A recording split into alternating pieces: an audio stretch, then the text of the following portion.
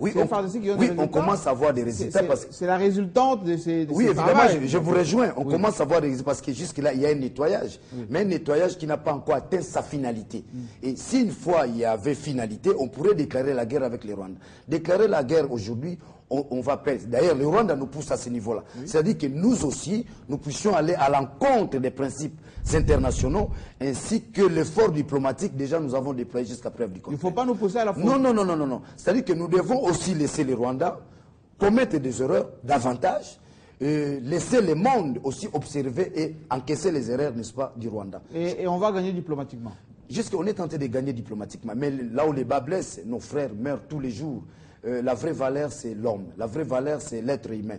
Parce qu'à chaque fois qu'il y a des obus qu'on tire sur nous, il y a des pertes, n'est-ce pas, à vie humaine. Harold Badibanga, est-ce qu'il y a un machiavélisme à Kigali? On est suivi en direct à Kigali en ce moment. Est-ce que, au-delà, il faut séparer le peuple rwandais avec les dirigeants qui veulent faire des affaires et terroriser le peuple congolais? Est-ce qu'il y a un machiavélisme qui consiste à dire, nonobstant les condamnations de la communauté internationale, Kobler et les commandants de la MONUSCO étaient à Kigali jeudi. Expliquez-moi pourquoi on infiltre. En fait, aujourd'hui, il y a encore des troupes rwandaises qui passent par Kiséni, qui passent par Rumangabo, et on empêche la population de dénoncer. Pourquoi? Qu'est-ce qui se passe à Kigali dans les têtes des dirigeants rwandais? Merci pour la question, Jean-Marie Kassamba. Avant de parler de ce qui a élu domicile de manière machiavélique dans le chef des dirigeants rwandais, il faut d'abord revenir à ce qu'on a toujours rappelé dans toutes les émissions, que jadis on disait que l'arbre qui cachait la forêt par rapport à l'agression de la République démocratique du Congo, c'était le Rwanda. On a fini par remonter la filière pour démontrer que l'arbre qui cachait la forêt, c'est la nébuleuse communauté internationale, avec son plan machiavélique de la balkanisation de la République démocratique du Congo. Les preuves sont éloquentes avec ces fonctionnaires internationaux qui soufflent le chaud et le froid de manière très claire, et c'est devenu un secret des polichinelles. Et donc, lorsque nous voyons les visites des Kobler, nous disons tout de même que lorsque on parle de la diplomatie, il y a toujours cette diplomatie de couloir et cette diplomatie de salon climatisé. Donc, il faut, au-delà de ce que font comme déclaration ces diplomates, voir un peu ce qu'il y a comme dessous des cartes et arrangements entre ces gens. Donc, je veux pointer du doigt l'Organisation des Nations Unies de manière claire et leurs marionnettes, le Rwanda, l'Ouganda et consorts, quand il s'agit stricto sensu de la crise dans la région des Grands Lacs. Alors, ce point ayant été épinglé, il faut maintenant que l'on parle de ce qu'il y a dans le chef de Kagame. Ce qu'il y a dans le chef de Kagame, mais maintenant, il faut le comprendre en bon africain, comme cette image d'un serpent déjà tué, mais dont la queue continue à bouger. Et lorsque les villageois passent par derrière ce serpent, ils ont peur, ils se rendent compte que le serpent est en vie, il a la capacité de mordre et que ses morsures sont dangereuses. Ce qu'il y a dans le chef de Kagame aujourd'hui, c'est que il sait que s'il cesse avec la guerre, il n'a plus le soutien, entre guillemets, de ses protecteurs d'hier. Donc, c'est la fin qui a sonné. Alors, l'analyse selon laquelle, et vous allez continuer à Harold Badibanga, qui consiste à dire, Kagame me dit, moi je suis le défenseur de tous les Tutsis du monde, y compris ceux de chez moi. Donc, si je ne fais rien pour les protéger, c'est un suicide. Donc, je suis obligé de faire ce qu'ils sont en train de faire. C'est une question de survie. Donc, il faut que j'ai des garanties du côté du Congo qui me garantissent que les FDLR et les Hutus, ma majorité, ne viendront pas ici nous décimer. Est-ce que ce n'est pas une démarche, on va dire, d'exclusion systématique des autres? Non, ça fait partie des stratégies que le peuple Tutsi, pris dans son ensemble, a toujours utilisées. La survie. Pour se faire passer comme une minorité qui seule a le droit de violer, de tuer, de violenter, de faire n'importe quoi, et qui seule a le droit d'être protégée. Et c'est le mobile que le Rwanda, et particulièrement Kagame a toujours utilisé pour faire chanter la communauté internationale, pour faire chanter la République démocratique du Congo. Et maintenant, tout le monde a fini par comprendre que c'était un mobile qui n'avait pas de ratio legis et que maintenant, on peut s'en passer par rapport à ce qui se passe en République démocratique du Congo. C'est ainsi que nous disons que tout ce qui est fait comme déclaration par l'ONU maintenant ne doit pas faire dormir les Congolais. Je suis ahuri d'entendre Daniel Safou dire on ne peut pas attaquer parce que non. Vous avez ne faut pas pousser aussi le Congo entrer en guerre d'une manière naïve. Non, il n'y a pas de naïveté. Il y a plutôt un devoir, un courage. Il y a des populations congolaises tuées innocemment à Goma. On dit si nous répliquons, nous aurons donné de l'occasion au Rwanda de nous agresser. Parce que Badkumu nous dit, son représentant dit, et l'ambassadeur d'ailleurs l'a dit, l'ambassadeur rwandais, elle a dit aux Nations Unies, on nous dit que nous-mêmes, on a tiré sur notre propre territoire, c'est machiavélique. Est-ce que c'est insensé de le dire? Comment en un seul jour le MONUSCO peut dire des choses comme ça? Il a fait ses interviews ce matin sur RFI. Et j'ajoute qu'un diplomate dans le même sillage a dit la brigade internationale n'est pas la solution au problème de la RDC. Oui. C'est pour dire quoi? Ayant compris maintenant que les Congolais ont compris que la solution ne viendra pas de la brigade internationale ni de la MONUSCO, ils veulent donner une certaine façon de raisonner aux Congolais qui ne leur permettent pas de faire face à la réalité. Vous avez vu Jean-Marie Kakasamba, dans ce qui se passe à l'Est aujourd'hui, les FARDC n'ont jamais attaqué. C'est lorsque le M23 attaque que la réaction vient, elle va au-delà. Aujourd'hui, c'est dont on parle, c'est que vous avez vu que la force internationale notre avait commencé par ne pas accompagner la République démocratique du Congo. En temps d'attaque, tout comme en temps assez normal, il n'y a pas eu d'accompagnement.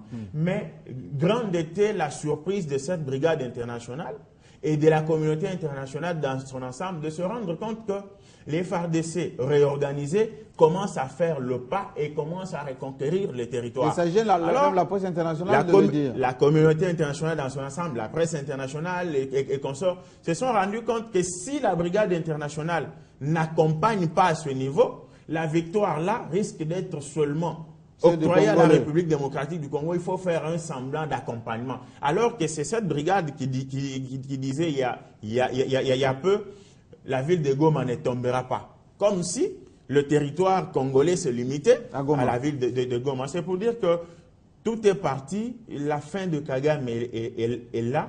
Et à mon humble avis, s'il faut, sur les 15 obus lancés contre les Congolais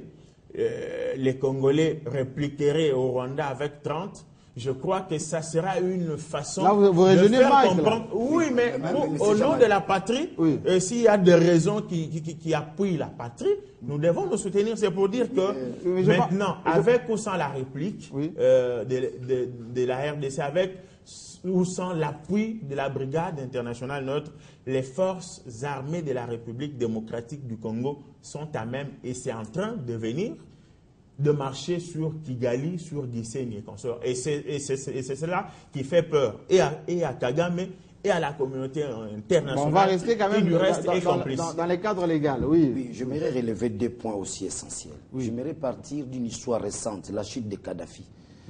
Cette guerre ou cette chute, moi en tant que journaliste, ça m'a permis de comprendre comment cette communauté internationale fonctionne parfois.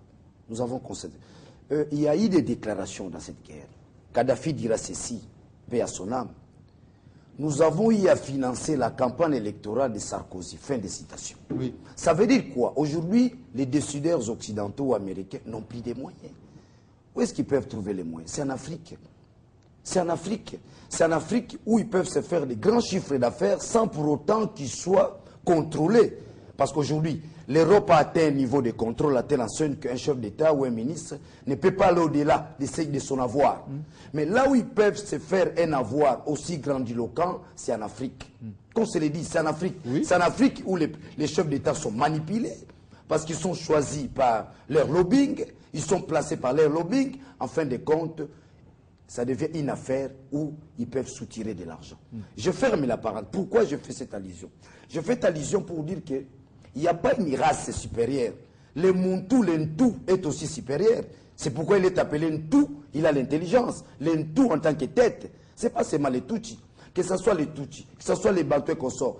Quand vous prenez les villes brûlent 1, les villes brûlent 1, il montre que le Muntu c'est un peuple inférieur. Mais quand il se rend compte que le Muntu est aussi doté de capacités cognitives, qu'il a l'intelligence, il écrit les villes brûlent 2, où il reconnaît que non, j'ai commis l'erreur. Cet être humain-là n'est pas différent de nous. Il a aussi la capacité de réfléchir. Je vais dire quoi par là? Je vais simplement dire que la RDC doit jouer d'une intelligence devant vider toute la subsistance des recettes de Kagame. Quelles sont ces recettes? Notamment les Tutsis sont minoritaires. Si je ne protège pas les Tutsis, ils vont être exterminés. Ça, c'est de la ruse. On a démontré avec le temps que ces gens-là sont nos frères. Ils sont ici avec nous. Ils assument des grandes responsabilités. Ils sont ministres, ils sont dans l'armée, ils sont officiers, ils sont dans l'administration. Nous les avons acceptés. Quel est ce Congolais qui a refusé nos frères? On les voit. Nous sommes avec eux dans les restos. Nous sommes avec eux dans les concerts des Kofi, des Aïko. Ce sont nos frères. C'est-à-dire que nous avons prouvé par notre comportement que les Tutsis sont nos frères. Aujourd'hui, en acceptant les Tutsis en tant que tels, nous vidons, n'est-ce pas, l'argument qui sous-tend qu'on veut exterminer, n'est-ce pas, les Tutsis par les Congos. Ça, c'est de 1. De deux, l'effort que nous devons faire, quand je dis on ne doit pas attaquer, on doit exposer aujourd'hui la communauté internationale. Ce sont les Congolais qui vont chasser la MONUSCO, ça je vous le dis. Ça ne sera pas le gouvernement congolais. Parce que nous allons vers ce que Karl Marx appelle l'eschatologie du grand soi. Si déjà la population de Goma ramasse les cadavres pour aller déposer, n'est-ce pas, au bureau de la MONUSCO, moi je crois que c'est un début du commencement. Et ça va embraser partout. Les Bas-Congo, l'Équateur, Kinshasa, les Kasaï. Une fois nous allons entrer en danse. Mais ils nous accompagnent, non, la MONUSCO? Évidemment, ils nous accompagnent, mais avec... Ils ont tiré quand même les hélicoptères. Ils nous accompagnent avec un aventurisme que nous constatons tous. Pourquoi? Même les plus idiots constatent que ça ne va pas. Ça veut dire quoi? Ça veut dire qu'aujourd'hui, que ça soit la MONUSCO, que ça soit la brigade, tout cela, c'est l'œuvre, n'est-ce pas, des multinationales. Si nous, aujourd'hui, la population s'élève comme un seul homme, ces multinationales seront, n'est-ce pas, barricadées. Mais regardez maintenant le vrai problème, je termine par là. Kabila doit affirmer, n'est-ce pas, l'autorité de l'État. Si nous constatons à chaque fois qu'il y a avancé, c'est la communauté internationale. On nous renvoie vers les accords politiques. À chaque fois que notre armée va avancer, on dit non, non, non, non, il y a des accords qui sont prévus. Il y a moyen de résoudre ces problèmes politiquement, diplomatiquement, non militairement. Mais pendant que la communauté internationale impose un rythme... Il faut qu'on continue à tirer. Mais nous sommes en train de perdre nos concitoyens. Nos concitoyens meurent tous les jours avec les obus qu'on tire. Vous comprenez? Mais le problème se pose au niveau de la communauté internationale. Cette communauté internationale risque d'échouer en Afrique. Et l'Afrique n'est pas loin d'assumer ses responsabilités, comme le prédisait Thomas Sankara. On a bien compris. Vous êtes assez révolutionnaire, monsieur. Oui, Mike. Répliquer à des obus que je plairais moi ennemis s'appelle en relation internationale la légitime défense et ça ne va pas nous mettre à défaut diplomatiquement. Ah oui? Non, ça ne nous mettra pas à défaut. Nos populations sont tuées. C'est légal. Et je crois que c'est légal, nous avons le droit de répliquer de manière proportionnée. Ça, c'est légal, c'est reconnu à tous les États du monde. J'aimerais bien être à la place de Daniel, prendre un exemple. Chez lui, à Bandade, je connais chez lui, sa merveilleuse femme et ses merveilleux enfants que je visite souvent. J'aimerais bien le voir réagir face à des jets de pierre qui partent d'une parcelle voisine et qui blessent ses enfants. Et chaque fois, il prend les aînés du quartier à témoin, il n'y a pas de solution. J'aimerais bien voir ce qu'il va faire en ce moment-là. Ses enfants sont blessés, des jets de pierre qui viennent de... Non, ils sont tués. Non, je ne vais pas très loin. J'ai dit blessés régulièrement. Régulièrement, chaque jour. Oui. Il y a des aînés du quartier qui sont... des sages du quartier qui sont censés arbitrer et à qui il fait appel et il n'y a pas de solution. Alors, et je crois qu'au troisième ou au deuxième jour, il va entrer dans la parcelle voisine pour empêcher que des pierres partent là-bas pour blesser ses enfants. Absolument. Et ça, le Congo en a droit. Il faut entrer au Rwanda pour empêcher que des obus quittent le Rwanda pour tuer les gens. Juste une question. La légende selon laquelle le Rwanda, très bien organisé, force, tout ça, etc. Mais on a vu quand même que toutes les positions qui ont été reconquises par les FARDC, notamment les 3 antennes, c'est les Rwandais qui se battent là-bas. Pourquoi ils échouent? Pourquoi ils sont tués autant? S'ils étaient autant organisés avec une armée forte, pourquoi c'est leurs troupes d'élite qui perdent face aux FARDC? Moi, je crois que